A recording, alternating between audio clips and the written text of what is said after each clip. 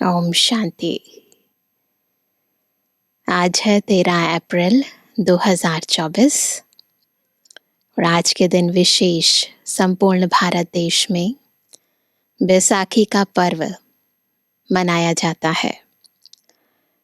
तो सबसे पहले आप सभी को इस शुभ पर्व की बहुत बहुत बहुत मुबारक हो।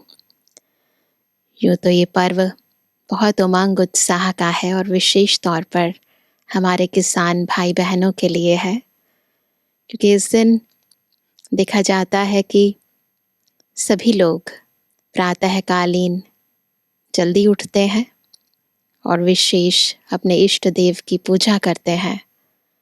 और किसान लोग, क्योंकि वैसाख का पर्व जब आता है जिसका नाम पड़ा है विशाखा नक्षत्र के ऊपर से, तो आज के दिन से पंचांग के अनुसार नया वर्ष शुरू होता है और धूप काफ़ी तेज़ होने लगती है, फसलें पकने लगती है और इसीलिए किसान भाई बहनें बहुत ही खुशी उमंग उत्साह से त्यौहार मनाते हैं।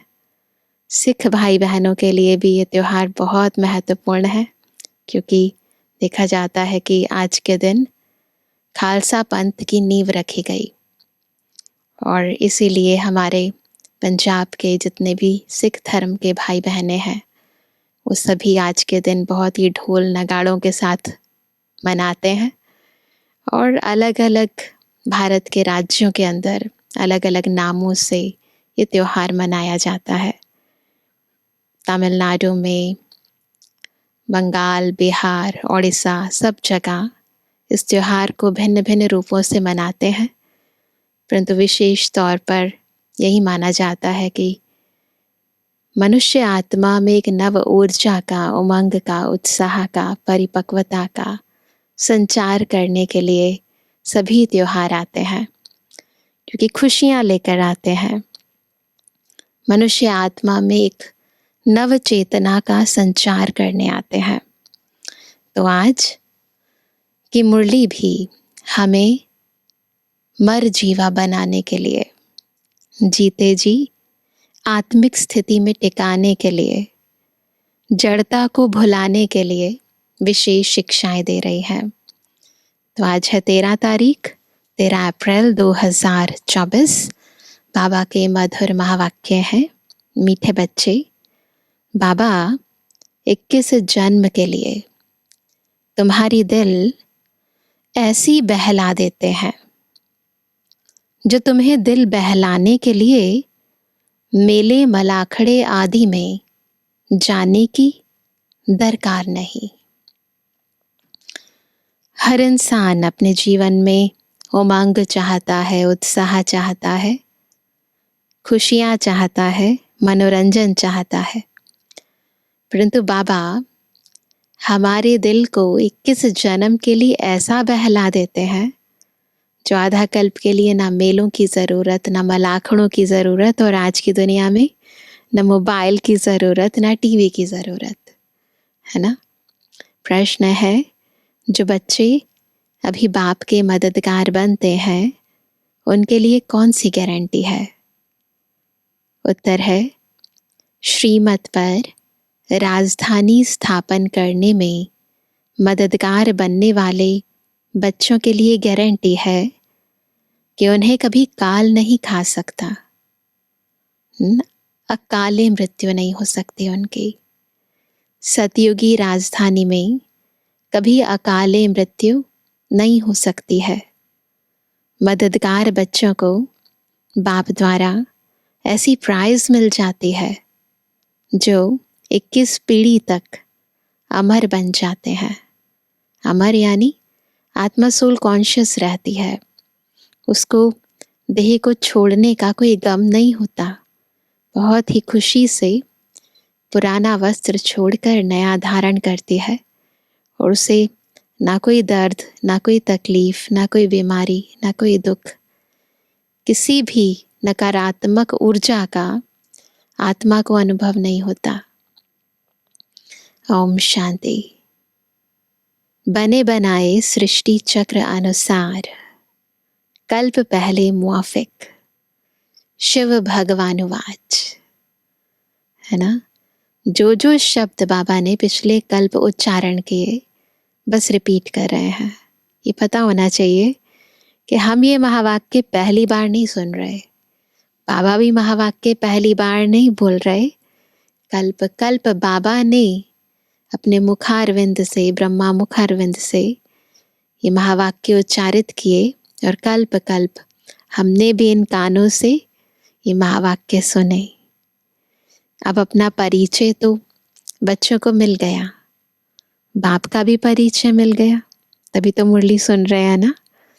बेहद के बाप को तो जान लिया और बेहद के सृष्टि के आदि मध्य अंत को भी जान लिया।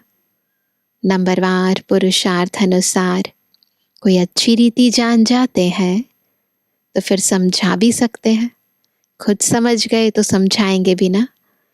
कोई अधूरा, कोई कम। जैसे लड़ाई में भी कोई कमांडर चीफ, कोई कैप्टन, कोई क्या बनते हैं। राजाई की माला में भी कोई साहूकार प्रजा, कोई गरीब प्रजा नंबरवार है।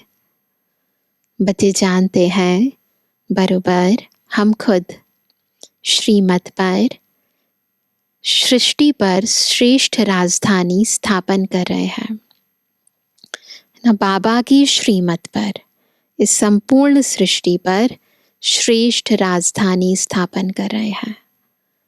जितनी जितनी जो मेहनत करते हैं उतनी उतनी बाप से प्राइज मिलती है। जैसे उस पढ़ाई में होता है, जितनी मेहनत करते हैं उस हिसाब से प्राइज मिलती है, फर्स्ट सेकंड थर्ड। आजकल शांति के लिए राय देने वाले को भी प्राइज मिलती है ना। तुम बच्चों को भी प्राइज मिलती है, वह उनको नहीं मिल सकती। उनको हर चीज अल्पकाल के लिए मिलती है और हमें तो जन्म जन्मांतर के लिए मिलती है, 21 जन्मों के लिए मिलती है। तुम बाप की श्रीमत पर अपनी राजधानी स्थापन कर रहे हो। एक तो है ये राजधानी स्वराज्य अधिकारी, फिर इसी के आधार पर विश्व राज्य अधिकारी। सो भी 21 जन्म, 21 पीढ़ी के लिए गारंटी है। वहां बचपन व जवानी में काल खाता नहीं, कलयुग की तरह नहीं होगा बचपन या जवानी के अंदर काल खा जाए। ये भी जानते हो, न मन न चित था। हम ऐसे स्थान पर आकर बैठे हैं, किसी ने कल्पना भी नहीं की थी कि हम बाबा के बनेंगे, मधुबन में आएंगे, है ना। जहाँ तुम्हारा यादगार भी खड़ा है। देखो ये भी वंडरफुल बात है कि भारत देश में भी जब आना हुआ बाबा का, तो फिर आबू पर्वत, वो स्थान जहाँ हमारा जड़ यादगार भी खड़ा है, जहाँ 5000 वर्ष पहले भी सर्विस की थी। दिलवाड़ा मंदिर, अचल घर, गुरु शिखर है ना। इन सब के आध्यात्मिक अर्थ बाबा बताते हैं, है ना। सतगुरु भी ऊंचे ते ऊंच तुमको मिला है, गुरु शिखर है ना।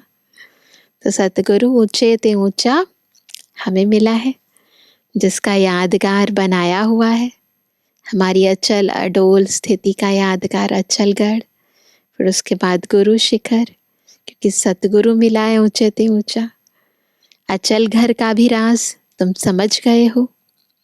वह हुई घर की महिमा, अचल घर।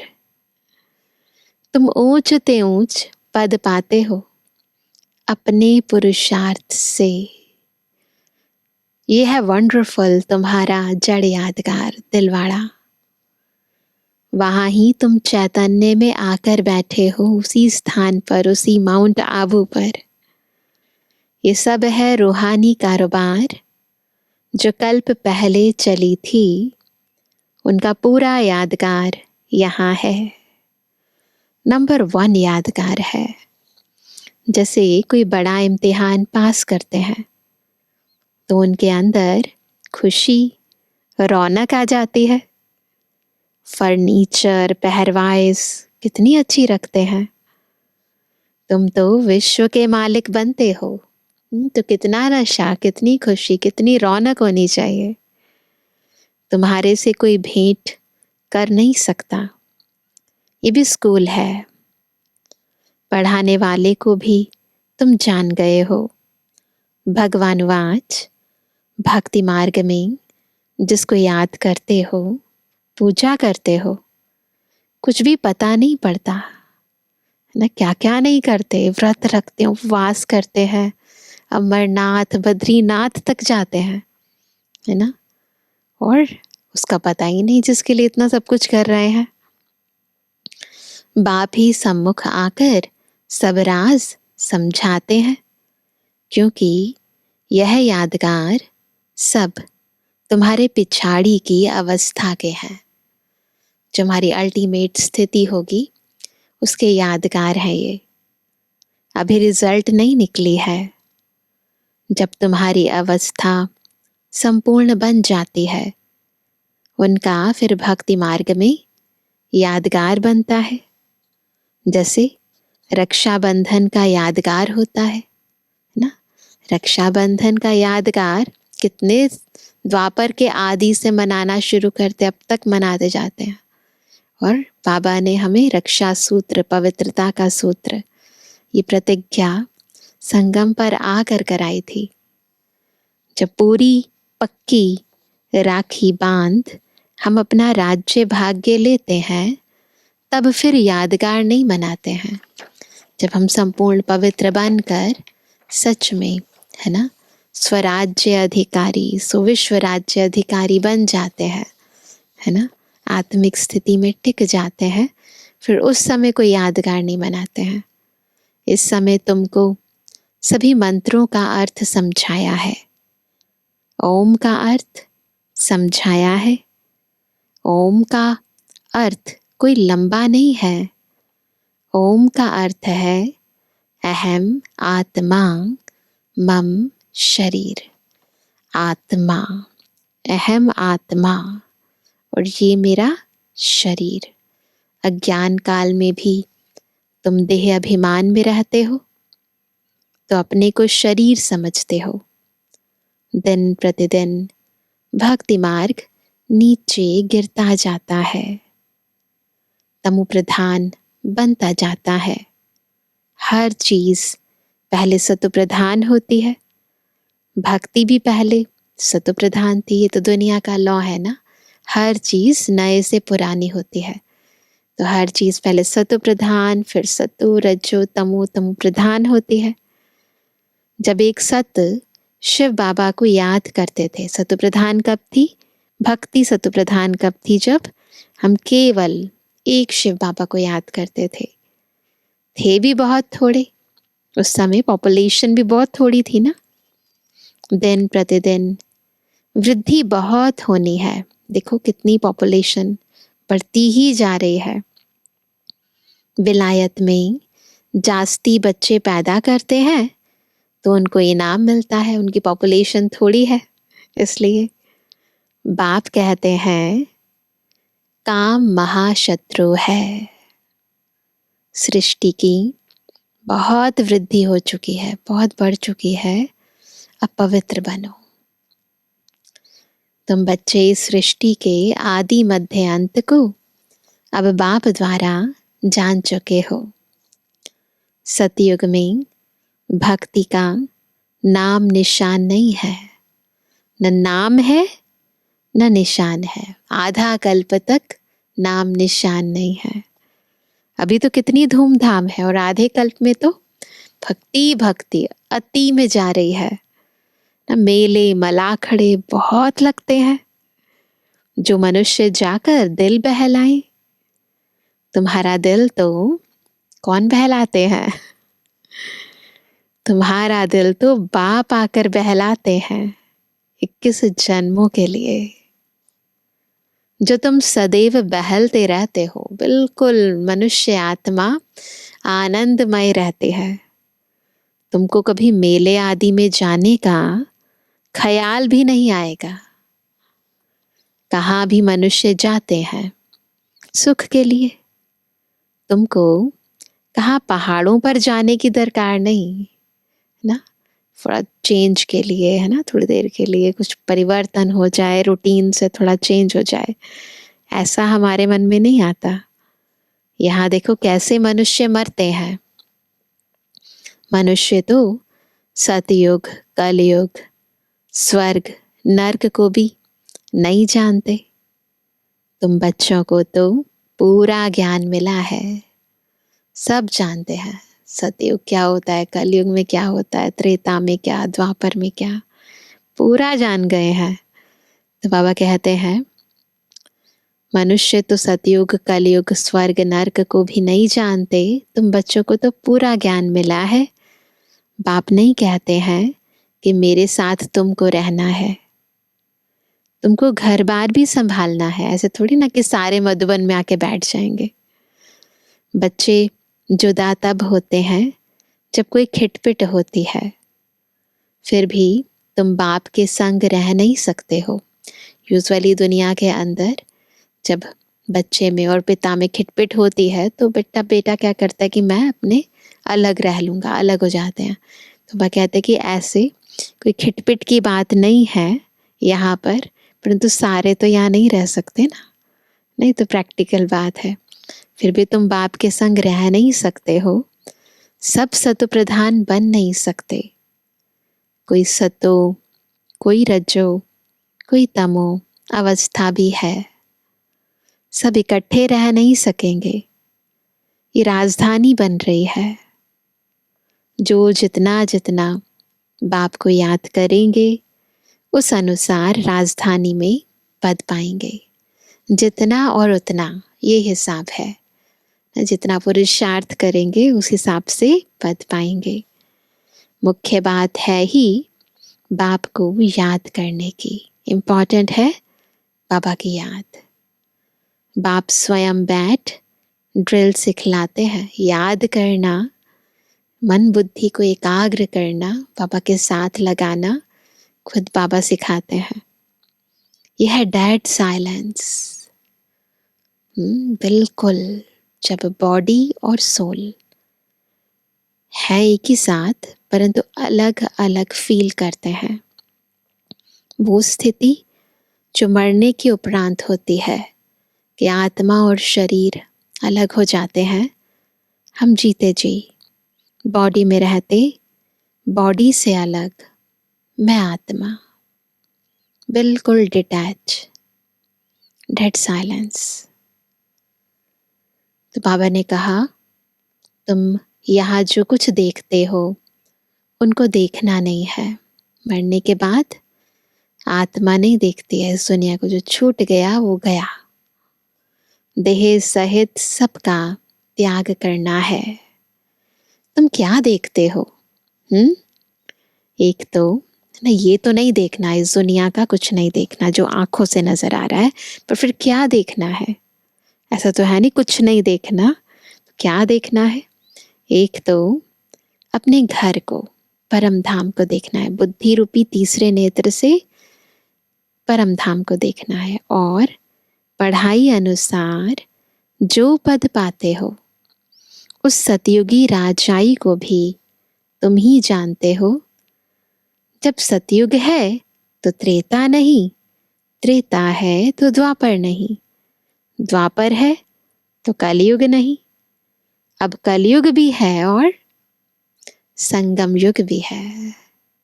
इस समय दो दो युग चल रहे हैं दुनिया के अंदर। तो कलयुग भी चल रहा है और संगम युग भी चल रहा है। भल तुम बैठे पुरानी दुनिया में हो, बैठे हैं पुरानी दुनिया में, परंतु बुद्धि से समझते हो क्या हम संगम युगी हैं। ऐसे दिखने में तो ऐसे ही है कि दुनिया के साथ ही हैं हम, तो प्रैक्टिकली मन बुद्धि से दुनिया में होते हुए भी दुनिया वालों के साथ नहीं है। हम दुनिया को बनाने वाले के साथ हैं, संगम युगी हैं। संगम युग किसको कहा जाता है ये भी तुम जानते हो। पुरुषोत्तम वर्ष, पुरुषोत्तम मास, पुरुषोत्तम दिन भी इस पुरुषोत्तम संगम पर ही होता है।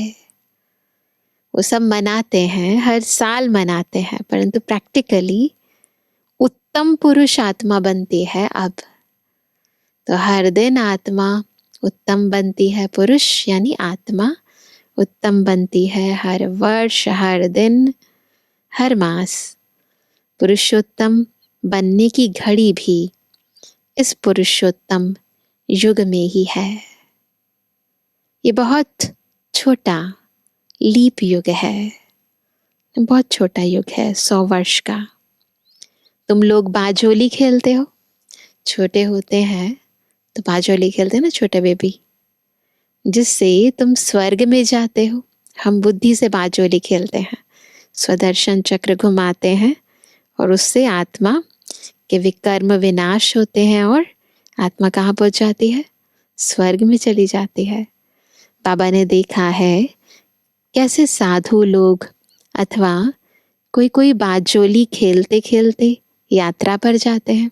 आप लोगों ने भी देखा होगा, वैष्णो देवी जाते हैं, है ना, बद्रीनाथ की यात्रा पर जाते हैं, काशी में जाते हैं, बाजोली खेलते खेलते जाते हैं। बड़ी कठिनाई उठाते हैं, है ना, सड़क के ऊपर ऐसे बाजोली खेलते जाना ना, कितना पेनफुल होता है। पापा कहते हैं अब इसमें कठिनाई की बात नहीं है, यहाँ कोई फिजिकली नहीं आपको बाजोली खेलनी, बुद्धि से, है ना। मैं आत्मा परम धाम, और उसके बाद फिर नीचे सतयुग में, फिर उसके बाद द्वापर युग में पूज्य आत्मा, फिर ब्राह्मण आत्मा, फिर फरिश्ता आत्मा। तो ऐसे मैं आत्मा बाजोली खेलती हूँ। तो वह कहते हैं ये है योग बल की बातें, इसमें कठिनाई नहीं है। क्या याद की यात्रा तुम बच्चों को कठिन लगती है? नाम तो बहुत सहज रखा है, क्या कहते हैं, सहज राजयोग, है ना। कहाँ सुनकर डर ना जाए। कहते हैं बाबा हम योग में रह नहीं सकते, बाबा फिर हल्का कर देते हैं। बाबा क्या कहते हैं, योग की बात ही नहीं है, क्या है, याद है ना, याद करना तो क्या है, कठिन थोड़ी ना है। ये है बाप की याद। याद तो सब चीजों को किया जाता है। बाप कहते हैं अपने को आत्मा समझो। बाबा को याद तब कर पाएंगे, पहले खुद को तो याद करो, मैं कौन हूं। तुम बच्चे हो ना, ये तुम्हारा बाप भी है, माशूक भी है, सब आशिक उनको याद करते हैं। एक बाप अक्षर भी काफी है। भक्ति मार्ग में तुम मित्र संबंधियों को याद करते ना, फिर भी क्या कहते थे, हे प्रभु, हे ईश्वर, जरूर कहते हो।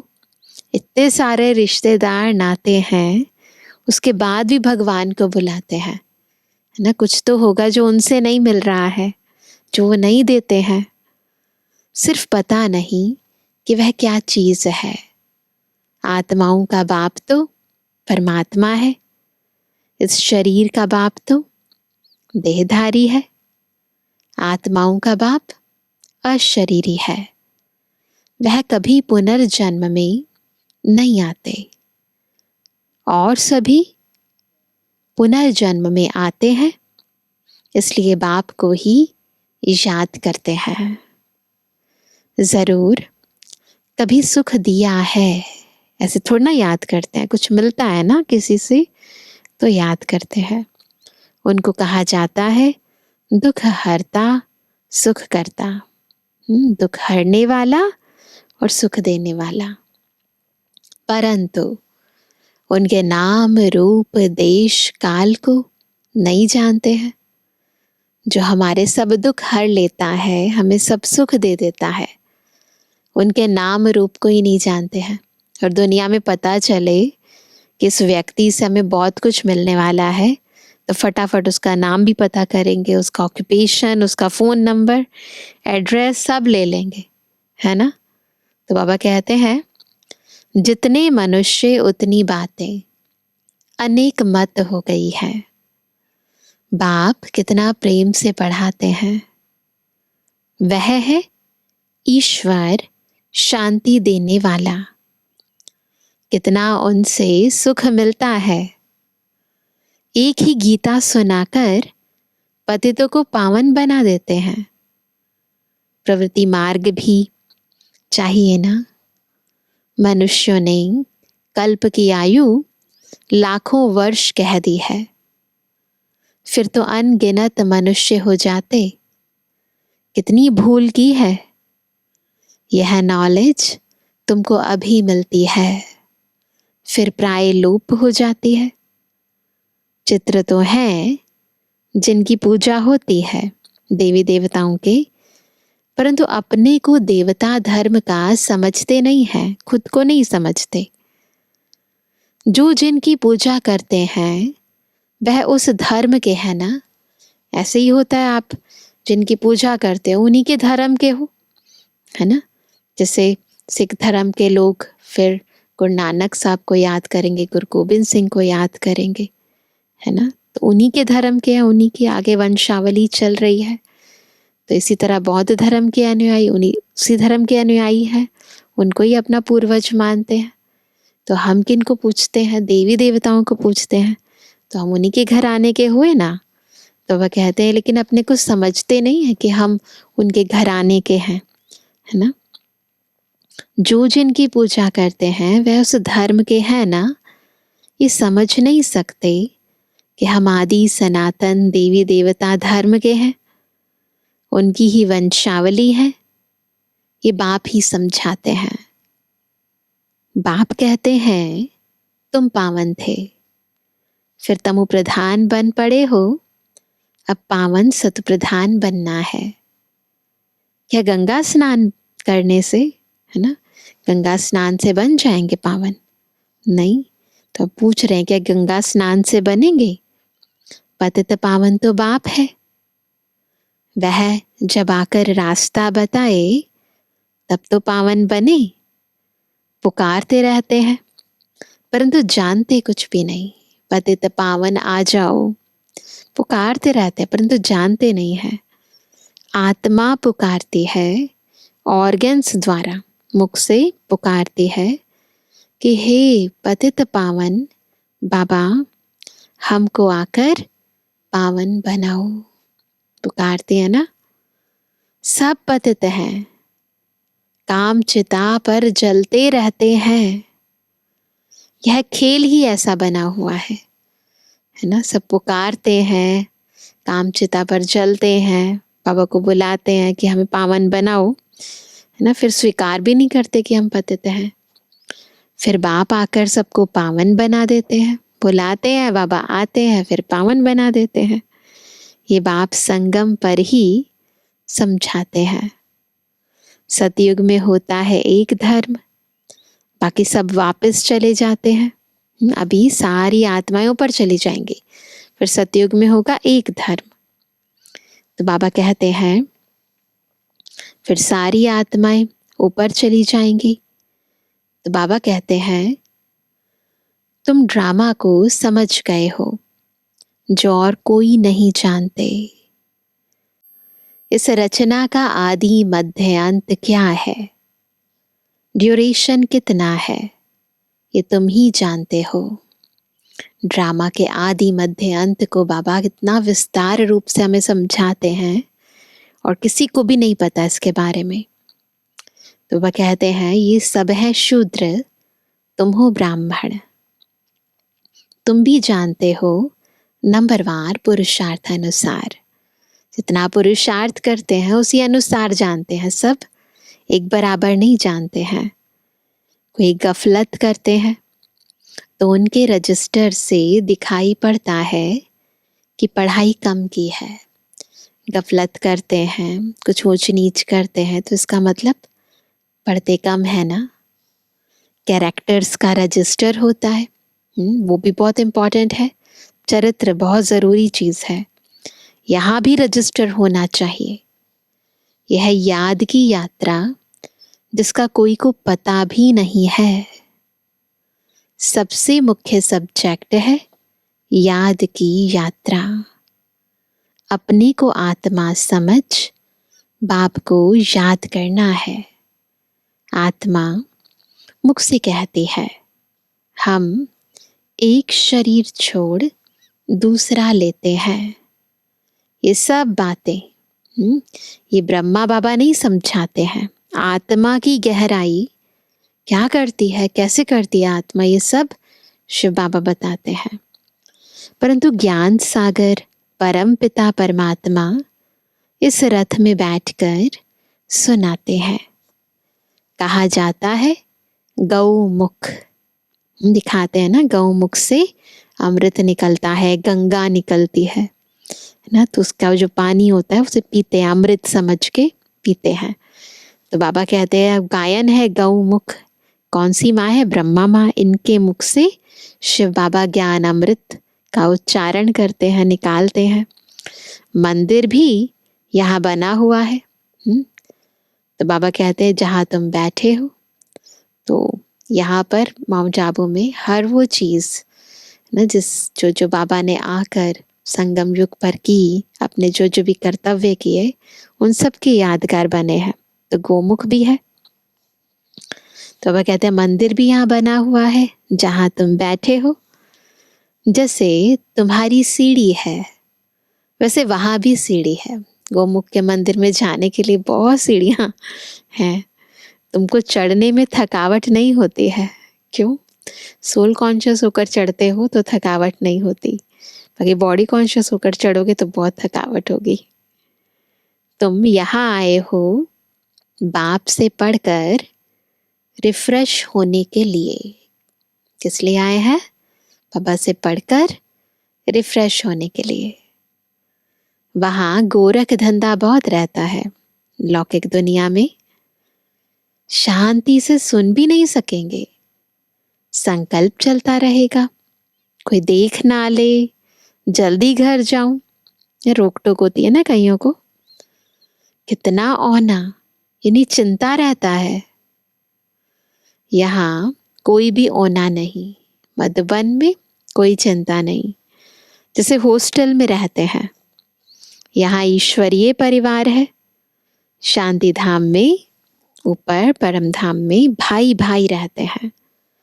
यहाँ है भाई बहन, क्योंकि यहाँ पाठ बजाना है, रोल अदा करना है आत्मा ने। तो फिर किसी को भाई का चोला, किसी को बहन का चोला मिलेगा, तो भाई बहन चाहिए।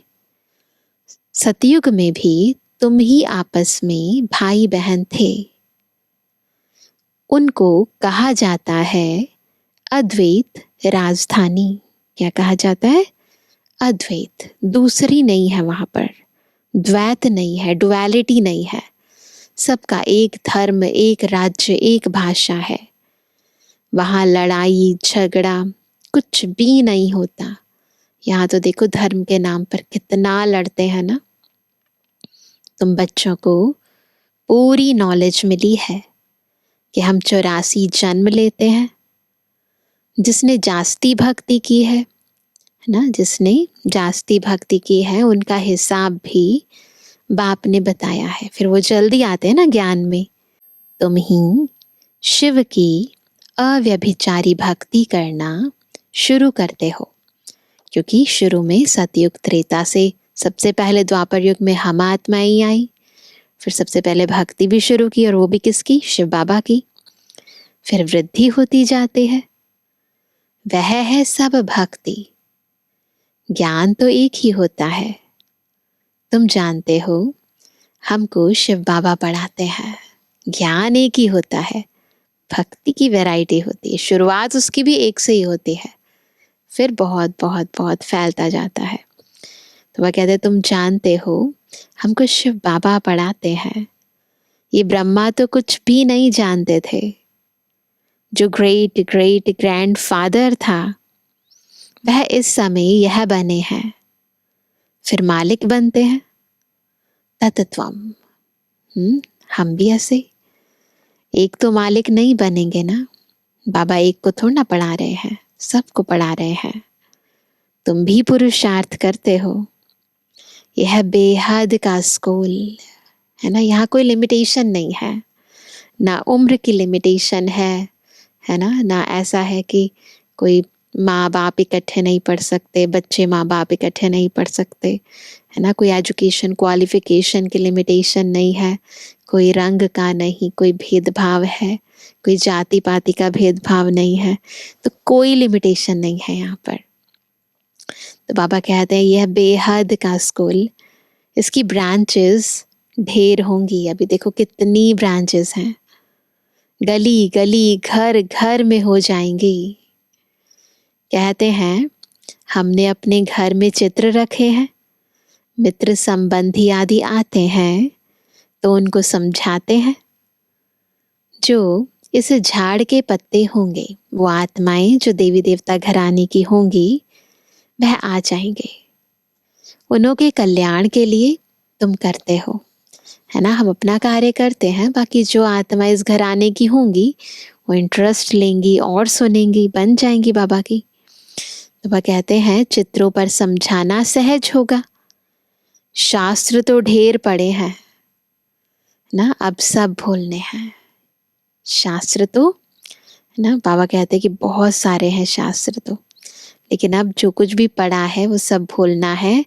बाप है पढ़ाने वाला, वही सच्चा ज्ञान सुनाते हैं। अच्छा मीठे मीठे के जवानी बच्चों पे जुबानी बाप दादा का दिल जान सको प्रेम से नंबरवार पुरुषार्थ अनुसार याद कर। रूहानी बच्चों की रूहानी बाप दादा को गुड मॉर्निंग, नमस्ते नमस्ते नमस्ते। धारणा के लिए मुख्य सार, पहला, डेड साइलेंस की ड्रिल करने के लिए यहाँ जो कुछ इन आँखों से दिखाई देता है उसे नहीं देखना है। देह सहित बुद्धि से सबका त्याग कर, इंक्लूडिंग बॉडी, देह सहित बुद्धि से सबका त्याग कर अपने घर और राज्य की स्मृति में रहना है ना। दूसरा, अपने कैरेक्टर्स का रजिस्टर रखना है। पढ़ाई में कोई गफलत नहीं करनी है। इस पुरुषोत्तम संगम युग पर पुरुषोत्तम बनना और बनाना है। पुरुषोत्तम संगम युग पर हमें न केवल खुद पुरुषोत्तम बनना, अभी तो औरों को भी बनाना है। वरदान है सदा सर्व प्राप्तियों से भरपूर रहने वाले हर्षित मुख हर्षित चित्त भव। कैसे बनेंगे हर्षित मुख हर्षित चित्त? जब सदा सर्व प्राप्तियों से भरपूर रहेंगे। जब भी कोई देवी या देवता की मूर्ति बनाते हैं तो उसमें चेहरा सदा हर्षित दिखाते हैं। तो आपके इस समय के हर्षित मुख रहने का यादगार चित्रों में भी दिखाते हैं। जो कुछ भी हम अभी करते हैं ना, उसका यादगार भक्ति मार्ग में एक्यूरेट बनता है। हर्षित मुख अर्थात सदा सर्व प्राप्तियों से भरपूर। सबसे इंपॉर्टेंट है सूक्ष्म प्राप्तियां। जो भरपूर होता है वही हर्षित रह सकता है। अंदर की जो भरपूरता है उसी की झलक बाहर मुस्कुराहट के रूप में दिखाई देती है। अगर कोई भी अप्राप्ति होगी तो हर्षित नहीं रहेंगे। वो जो चीज की कमी है ना, बस वही खाती रहेगी, खुश रहने नहीं देगी हमें। कोई कितना भी हर्षित रहने की कोशिश करे, बाहर से हंसेंगे लेकिन दिल से नहीं। आप तो दिल से मुस्कुराते हो, क्योंकि सर्व प्राप्तियों से भरपूर हर्षित चित्त है। पक्का? अच्छा, स्लोगन है पास विद ऑनर बनना है तो हर खजाने का जमा खाता भरपूर हो, है ना। अगर पास विद ऑनर बनना है तो हर खजाने का जमा खाता भरपूर हो। ज्ञान का, है ना, ज्ञान का खाता जब भरपूर होना चाहिए, गुणों का, शक्तियों का, है ना, दुआओं का खाता भरपूर होना चाहिए। सर्व अविनाशी खजानों का भरपूर भंडार होगा, तब फिर पास विद ऑनर बन सकेंगे, है ना। तो आज सभी विशेष मरजीवा स्थिति का अभ्यास करेंगे, डेड साइलेंस का अभ्यास करेंगे। जैसे कि देह में है परंतु हर वो चीज़ जो इन आँखों से दिखाई देती है, चाहे ये मेरा शरीर हो या फिर आसपास की वस्तुएं हो या व्यक्ति हो, कुछ भी दिखाई ना दे, बस मैं आत्मा अपने बाबा के साथ देखते हुए भी नहीं देख रहे हैं जैसे, क्योंकि अंदर से पता है ये सब खत्म होने वाला है, ये सब विनाशी है। तो जितना जितना इस डेड साइलेंस का अभ्यास करते जाएंगे उतना वातावरण के अंदर आत्माओं में शांति का प्रवाह फैलता जाएगा। अच्छा, ओम शांति।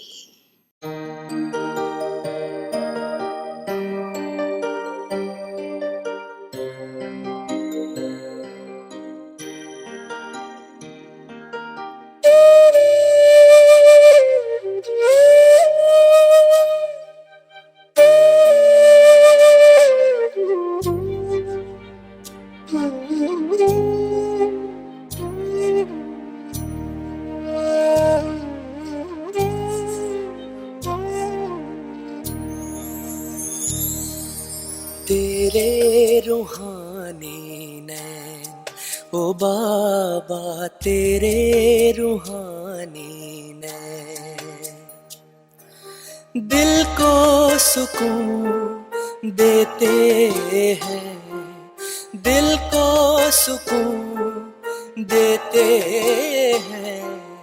तेरे रूहानी नैन ओ बाबा, तेरे रूहानी नैन जब भी देखूं इन नैनों में, जब भी देखूं इन नैनों में, बात नहीं कह देते हैं। तेरे रूहानी नैन ओ बाबा, तेरे रूहानी नैन।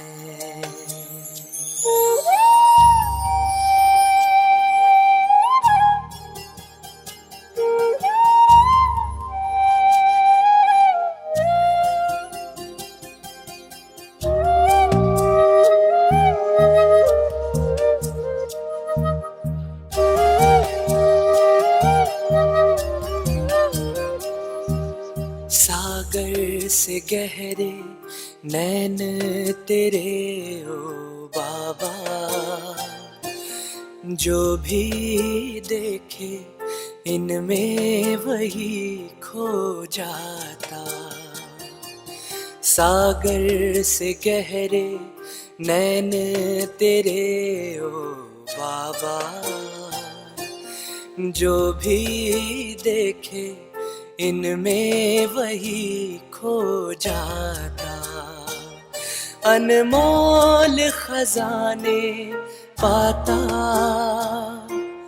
इस सागर में जो डूब जाते, इस सागर में जो डूब जाते, पार वही हो जाते नैन तेरे रूहानी नैन ओ बाबा, तेरे रूहानी नैन, तेरे रूहानी नैन ओ बाबा, तेरे रूहानी नैन।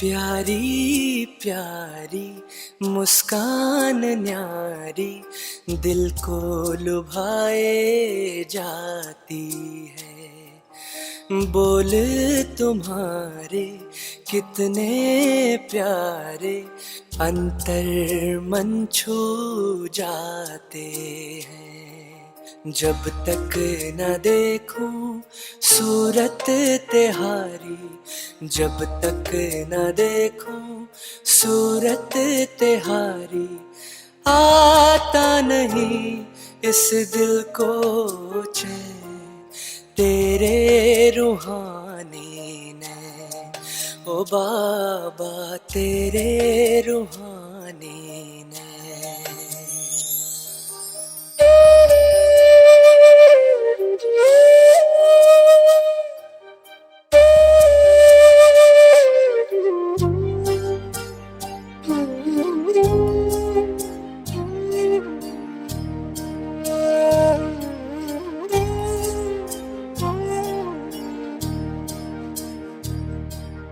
नील गगन के झरोखों से हो देखते रहते, बाह पसारे प्यार लिए मीठे बाबा यही कहते, आओ प्यारो साथ चले, आओ प्यारो साथ चले, अपने वतन जहाँ मीठे हो बैन तेरे रूहानी ने, हो बाबा तेरे रूहानी ने।